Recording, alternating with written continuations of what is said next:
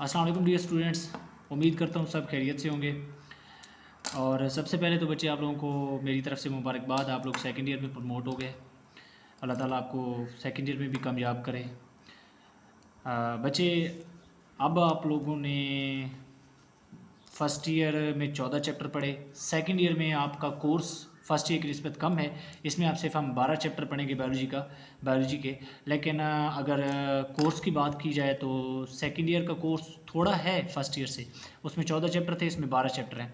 लेकिन कॉन्सेप्ट की बात करें तो सेकंड ईयर का चैप्टर जो है ना वो ज़्यादा कॉन्सेप्चुअल है as compare to first year. और फर्स्ट ईयर में जो भी आपने टॉपिक्स पढ़े, जो भी चैप्टर आपने पढ़े, उनका कोई ना कोई मतलब कि जितना भी उसमें नॉलेज था, जितने भी टॉपिक्स थे, जो भी चैप्टर थे, वो सारे के सारे मैट्रिक्स से रिलेट करते थे।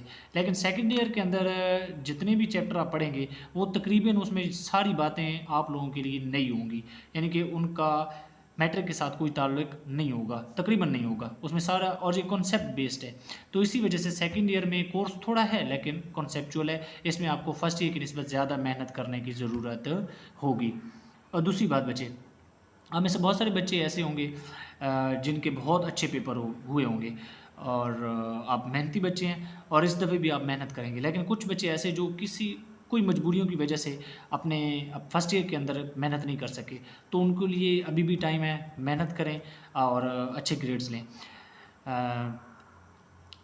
आपको आपने मतलब कि वक्त गुजारा है, आपको पता चल गया, लगता है ऐसा हो गया कि आपने अभी कॉलेज में एडमिशन हुआ लेकिन आपने एक साल गुजार लिया। तो इसी तरीके से सेकंड ईयर में भी आपका ये सेशन भी शॉर्ट होता है, तो इसमें भी आपको टाइम का पता भी नहीं चलना। तो आपने साथ साथ पढ़ना है और मेहनत करनी है मेरा बच्चा, और इंशाल्लाह हम आपको कोई भी चीज़ आपके लिए मुश्किल नहीं होगी। हम हर टाइम आपके लिए हम अवेलेबल होंगे। तो चलिए हम अपना सेकंड ईयर का पहला चैप्टर, वैसे तो आपके बायोलॉजी के फर्स्ट ईयर सेकंड ईयर में टोटल 27 चैप्टर हैं, 14 आपने फर्स्ट ईयर में पढ़ लिए, अब 15वां चैप्टर सेकंड ईयर का जी पहला चैप्टर है, लेकिन वैसे 15वां चैप्टर होम्योस्टेसिस आज का हमारा टॉपिक है, इसको हम डिस्कस करते हैं। होम्योस्टेसिस क्या चीज़ है, इसको पहले डिफाइन कर लेते हैं। Protection of internal environment from the harms of fluctuation in external environment. पहले मैं इसको डिफाइन उर्दू में इसका तर्जमा बता देता हूँ ताकि आपको इसको समझ आ जाए। बच्चे, एक्सटर्नल एनवायरनमेंट का मतलब है एक ऑर्गेनिज्म की बॉडी से बाहर का एनवायरनमेंट, ऑर्गेनिज्म की बॉडी से बाहर का एनवायरनमेंट। अब बाहर के एनवायरनमेंट में अगर कोई तब्दीलियाँ आएंगी तो उन ये फ्लक्चुएशन कहते हैं तब्दीलियों को। एक्सटर्नल एनवायरनमेंट में जो फ्लक्चुएशंस आएंगी, जो तब्दीलियाँ आएंगी, उनके नुकसानात से इंटरनल एनवायरनमेंट को बचाना, इसको होम्योस्टेसिस कहते हैं।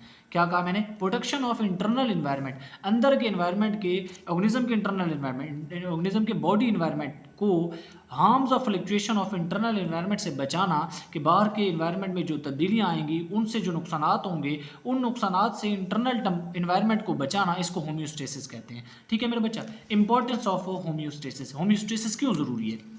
Why we need the process of homeostasis, the significance of homeostasis, ये आ सकता है, या need of homeostasis, short question ऐसे आ सकता है मेरा बच्चा। Homeostasis keep the internal fluctuations within the narrow range as compare to the wider external fluctuation. मेरा बच्चा, होम्योस्टेसिस हमारी बॉडी के अंदर थोड़ी बहुत तब्दीलियाँ लाता है, बॉडी के इंटरनल एनवायरनमेंट में बहुत थोड़ी तब्दीलियाँ लाता है ये प्रोसेस, जब बाहर के एनवायरनमेंट में बहुत ज़्यादा तब्दीलियाँ हो रही हों। यानी कि ऐसी बात नहीं कि हमारा इंटरनल एनवायरनमेंट बिल्कुल फिक्स्ड है, ऐसी बात नहीं है। इवन कि हम अपने बॉडी टेम्परेचर की बात करें तो वो नैरो रेंज में रहता है, 36 से 38 के दरमियान हमारा बॉडी टेम्परेचर रहता है। ठीक है, वैसे तो एवरेज निकाल के वो 37 डिग्री सेल्सियस बोल देते हैं, लेकिन हमारी बॉडी का इंटरनल टेम्परेचर 36 से 38 डिग्री सेल्सियस तक रहता है। तो देखिए ना, बाहर का एनवायरनमेंट, अब अभी हम गर्मियाँ चल रही हैं, ठीक है, अभी गर्मियाँ चल रही हैं और बाहर का टेम्परेचर जो है ना वो 45 प्लस डिग्री पे चला जाता है, लेकिन उसके बावजूद भी हमारा जो इंटरनल टेम्परेचर है वो 36 से 38 डिग्री तक रहता है मेरा बच्चा। तो ये कौन हमारी इंटरनल बॉडी के टेम्परेचर को कंट्रोल करता है? हालांकि बाहर का एनवायरनमेंट, बाहर का टेम्परेचर जो है ना वो 45 पे भी चला गया, लेकिन फिर भी हम थर्मामीटर से अपनी बॉडी का इंटरनल टेम्परेचर चेक करें तो वो तब भी 36 से 38 के दरमियान ही रहता है। तो ये होम्योस्टेसिस की वजह से है, इस प्रोसेस की वजह से है। तो मेरा बच्चा, ये है हमारे पास होम्योस्टेसिस की इम्पोर्टेंस। और दूसरा point, it prevents shrinkage and busting of cell. अब देखिए ना मेरा बच्चा, अब हमारी ये जो होम्योस्टेसिस है ये हमारे सेल्स की को सिकुड़ने से भी बचाता है और बस्टिंग से भी बचाता है। जैसे हमारे सेल के अंदर मेरे बच्चा आपको पता है साइटोप्लाज्म मौजूद है, साइटोप्लाज्म के अंदर 90% वाटर होता है मेरा बच्चा। अब अगर सेल्स के अंदर वाटर कम है, सोल्यूट ज़्यादा है और सॉल्वेंट कम है, और तो सेल क्या करेगा, ऑस्मोसिस से वाटर लेगा, बाहर से वाटर लेगा अपने अंदर। तो अगर वाटर बढ़ता जाए सेल, यानी कि वो बस ऐसे ही, उसको कोई बताने वाला नहीं हो कि आपने एक खास मिकदार में वाटर लेना है, उसके बाद वाटर लेना बंद कर देना है, और वो अपने अंदर वाटर भरता जाए, तो एक वक्त ऐसा है कि वो बस्ट कर जाएगा, फट जाएगा। इसी तरीके से अगर सेल के अंदर वाटर ज़्यादा है तो उसने वाटर को ऑस्मोसिस से बाहर निकालना है, और उसको कोई बताने वाला ना हो कि आपने कितना वाटर बाहर निकालना है, क्योंकि कुछ वाटर आपने अपने अंदर रखना भी है, क्योंकि आपको बहुत सारे मेटाबॉलिक प्रोसेसेस के लिए वो वाटर चाहिए। तो अगर वो सारा का सारा वाटर बाहर निकाल दे तो वो तो श्रिंक हो जाएगा, सिकुड़ जाएगा। तो ये होम्योस्टेसिस ही है जो सेल को श्रिंकेज और बस्टिंग से बचाता है मेरा बच्चा। तो ये 2 पॉइंट्स आपने लिखने हैं, अगर आपके पास क्वेश्चन आ जाए, write down the importance of homeostasis मेरा बच्चा। आगे चलते हैं। Fluctuation in external environment mainly affect the temperature, water and salt concentration in an organism body। मेरा बच्चा, बाहर के environment में जो तब्दीलियाँ आती हैं ना, जो fluctuations आती हैं, वो एक organism की body में मौजूद 3 चीज़ों को affect करती हैं, mainly 3 चीज़ों को। वो कौन कौन सी चीज़ें हैं? टेम्परेचर, एक ऑर्गेनिज्म की बॉडी का टेम्परेचर, एक ऑर्गेनिज्म की बॉडी में मौजूद वाटर और साल्ट की कंसंट्रेशन। इन 3 चीज़ों को बाहर के इन्वायरमेंट में आने वाली तब्दीलियाँ अफेक्ट करती हैं मेरा बच्चा। To maintain optimum temperature and water and salt concentration, organisms have developed systems and processes inside the body। इन 3 चीज़ों को, टेम्परेचर को, वाटर और साल्ट की कंसंट्रेशन को मेंटेन करने के लिए ऑप्टिमम रेट में, ऑप्टिमम मतलब ऑप्टिमम वर्ड हम उसके लिए, उस लेवल के लिए, उस रेंज के लिए, चीज़ों की उस रेंज के लिए इस्तेमाल करते हैं जिसमें एक चीज़ जो है ना वो एक प्रॉपर फंक्शन करती है। जैसे हमारे एंजाइम के लिए ऑप्टिमम टेम्परेचर वो 37 डिग्री सेल्सियस है, यानी कि 37 डिग्री सेल्सियस हमारी बॉडी का टेम्परेचर होगा तो हमारे एंजाइम ऑप्टिमम रेट पे काम करेंगे। तो वो एंजाइम के लिए ये टेम्परेचर ऑप्टिमम टेम्परेचर कहलाएगा, यानी कि एक खास टेम्परेचर होगा जिस पे हमारे एंजाइम खास काम करेंगे। तो हमारी बॉडी भी इसी तरीके से 37 डिग्री सेल्सियस पे ही काम करती है। और वाटर की भी एक खास रेंज होगी, अगर उस मिकदार में वाटर हमारी बॉडी में मौजूद होगा तो हमारी बॉडी के सेल्स नॉर्मल काम करेंगे। साल्ट की भी इसी तरह एक खास रेंज है, वो साल्ट खास रेंज में मौजूद होगा, ना उससे कम होगा ना उससे ज़्यादा होगा, तो हमारी बॉडी के सेल्स सही तरीके से काम करेंगे। तो उन इस खास रेंज पे इन 3 चीज़ों को रखने के लिए ऑर्गेनिजम्स के अंदर खास किस्म के सिस्टम्स और प्रोसेसेस होते हैं हमारी बॉडी के अंदर। अब वो प्रोसेसेस कौन कौन से हैं मेरा बच्चा? एक है हमारे पास थर्मो रेगुलेशन। थर्म का मतलब टेम्परेचर होता है, रेगुलेशन का मतलब to regulate. Maintenance of internal body temperature within a narrow tolerant range is called thermoregulation।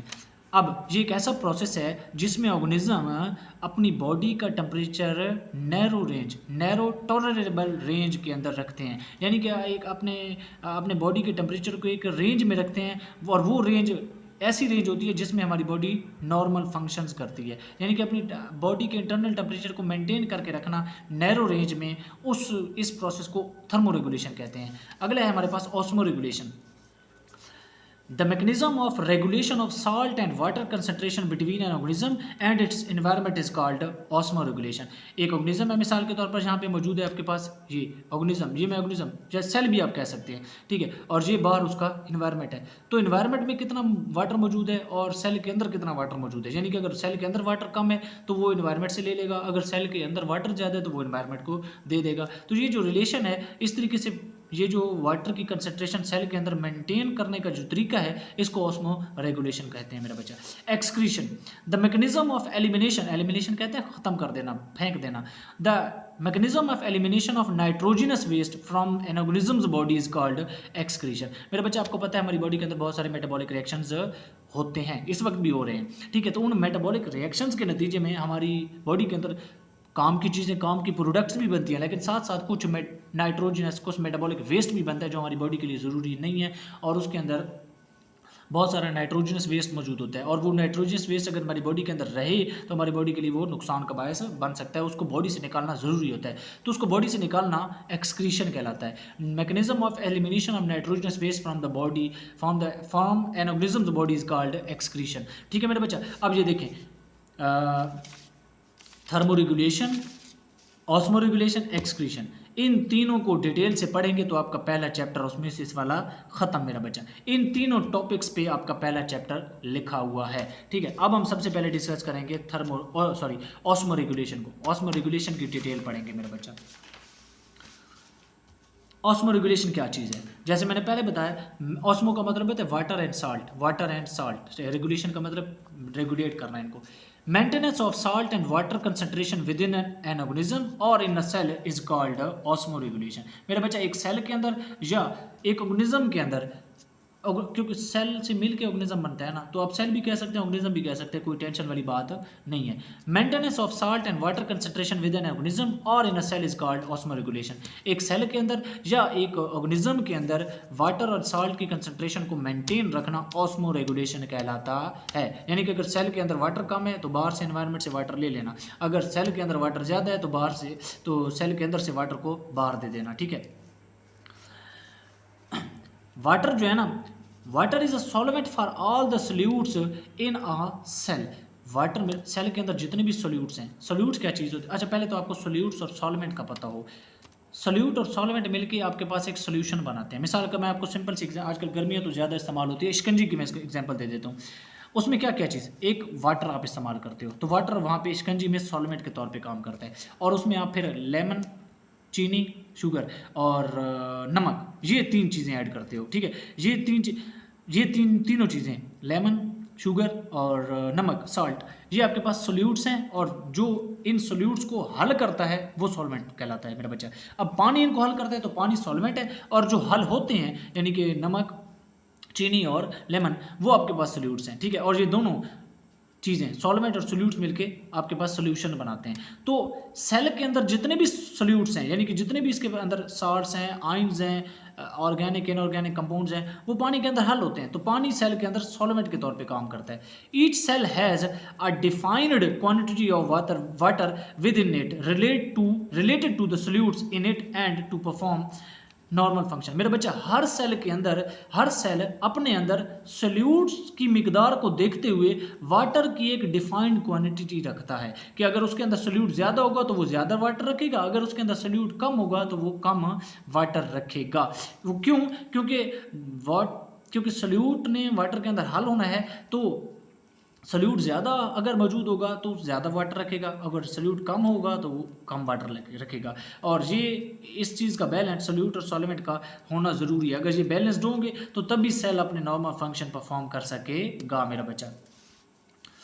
To be in a narrow range, water makes different relation with the cell according to the solute concentration. मेरा बच्चा, cell के अंदर solute की concentration को देखते हुए water जो है ना, सेल के साथ मुख्तलिफ तरह के रिलेशंस बनाता है। जैसे अगर सेल के अंदर सोल्यूट की कंसंट्रेशन ज़्यादा है तो वाटर सेल के अंदर आएगा, अगर सेल के अंदर सोल्यूट की कंसंट्रेशन कम है और वाटर ज़्यादा है तो वाटर सेल से बाहर जाएगा मेरा बच्चा। Different types of extracellular environments a cell faces due to the availability and deficiency of water and salts। मेरा बच्चा, सेल जो है ना, एक सेल मिसाल के तौर पर ये आपके पास सेल है, ये बाहर डिफरेंट तरह, ये सेल है, ये सेल का इंटरनल एनवायरनमेंट है और ये बाहर का एनवायरनमेंट है। तो सेल अपने अंदर सोल्यूट और वाटर की अवेलेबिलिटी और डिफिशिएंसी को देख के बाहर 3 तरह के एनवायरनमेंट को फेस करता है, और वो 3 तरह के एनवायरनमेंट कौन से हैं? हाइपरटोनिक एनवायरनमेंट, हाइपोटोनिक एनवायरनमेंट और आइसोटोनिक एनवायरनमेंट। ये 3 तरह के एनवायरनमेंट हम डिस्कस करेंगे। ये शॉर्ट क्वेश्चन भी लग जाता है बाज़ दफ़ा कि what is the difference between hypertonic environment and hypotonic environment, ठीक है। या फिर ऐसे भी क्वेश्चन आ जाता है बच्चे कि what are the relations of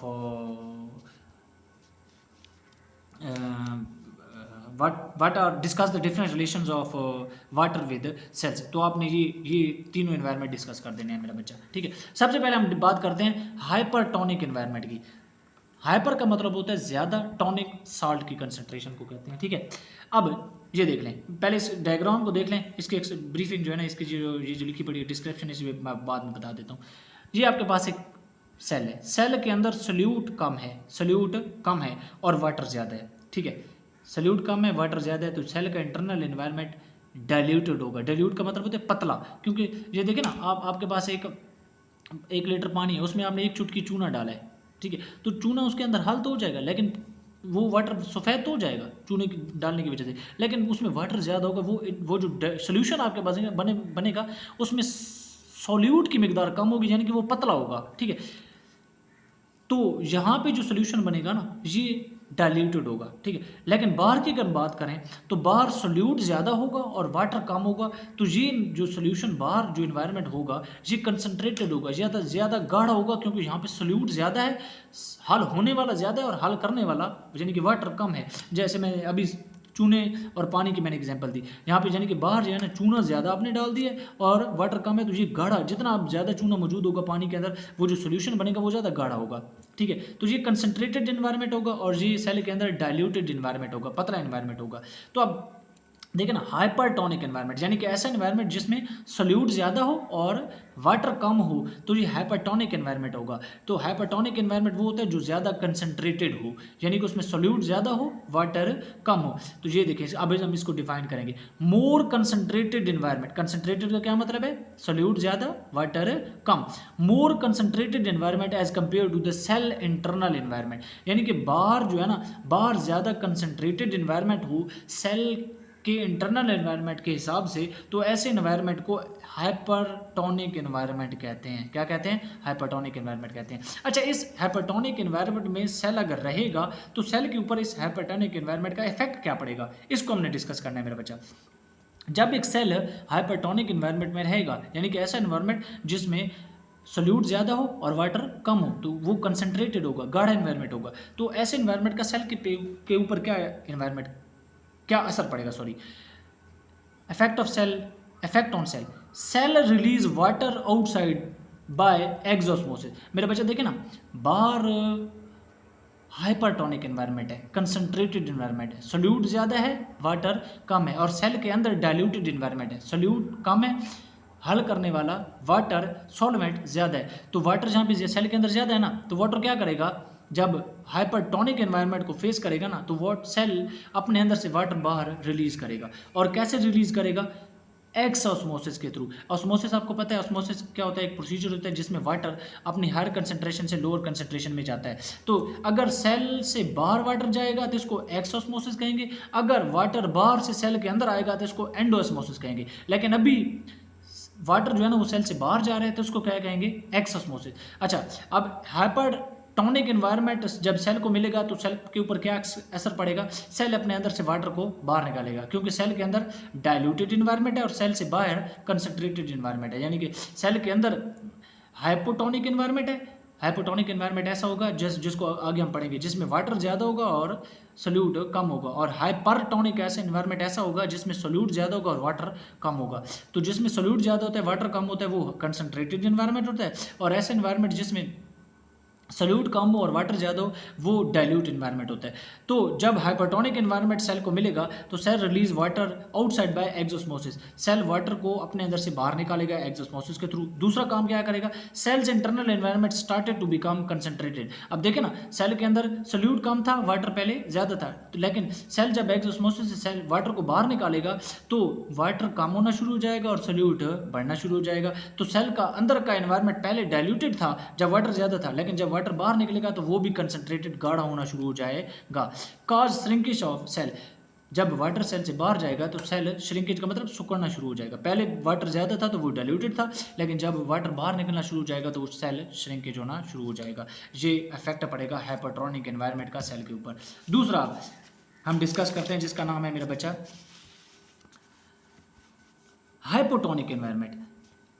अब मेरा बच्चा ये उलट है हाइपरटोनिक एनवायरनमेंट का। अब देखिए यहाँ पे पहले diagram, hypotonic environment, hypotonic environment ऐसा एनवायरनमेंट होगा जिसमें सोल्यूट कम होगा और वाटर ज़्यादा होगा। अब हल करने वाला ज़्यादा है, हल होने वाला कम है, तो ये पतला एनवायरनमेंट होगा, यानी कि ये डाइल्यूटेड एनवायरनमेंट होगा, ठीक है। और सेल के अंदर इसके ऑपोजिट काम होगा, इस सेल के अंदर सोल्यूट ज़्यादा होगा और सॉल्वेंट कम होगा, वाटर कम होगा। तो फिर क्या करेगा सेल, क्या करेगा, वाटर को बाहर से अंदर की तरफ लेके आएगा। देखिए मेरा बच्चा, मोर डाइल्यूटेड एनवायरनमेंट, यानी कि बाहर के एनवायरनमेंट की बात कर रहा है, बाहर का एनवायरनमेंट मोर डाइल्यूटेड होगा, इसमें वाटर ज़्यादा होगा, सॉल्यूट कम होगा, as compare to the cell's internal internal environment, यानी कि सेल के इंटरनल एनवायरनमेंट की निस्बत बाहर का एनवायरनमेंट ज़्यादा डाइल्यूटेड होगा। और डाइल्यूटेड कब होगा? जब उसमें सॉल्यूट कम होगा और सॉल्वेंट यानी कि वाटर ज़्यादा होगा।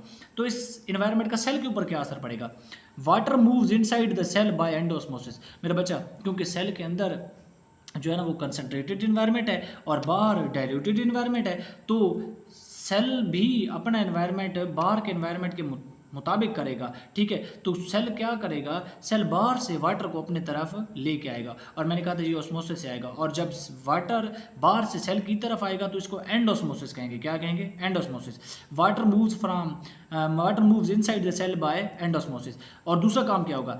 The internal environment of the cell started to become diluted. पहले वो कंसनट्रेटेड था। क्यों? क्योंकि पहले बाहर की निस्बत सल्यूट ज़्यादा था सेल के अंदर और वाटर कम था। लेकिन जब वाटर बाहर से अंदर आना शुरू कर देगा तो फिर सेल का इंटरनल एनवायरनमेंट भी डिल्यूटेड, पतला होना शुरू हो जाएगा, उसमें वाटर बढ़ना शुरू हो जाएगा और सॉल्यूट कम होना शुरू हो जाएगा। ठीक है, और दूसरा सेल बिकम टर्जिड, सेल फूलना शुरू हो जाएगा। टर्जिड का मतलब है फूल जाना, क्योंकि बाहर से वाटर अंदर आ रहा है सेल के अंदर, तो सेल फूलना शुरू हो जाएगा। मेरा बच्चा, ये है हाइपोटोनिक एनवायरनमेंट का सेल के ऊपर असर। तीसरा टाइप है आपके पास एनवायरनमेंट की आइसोटोनिक एनवायरनमेंट। बच्चे, आइसो का मतलब होता है सेम और टॉनिक का मतलब है साल।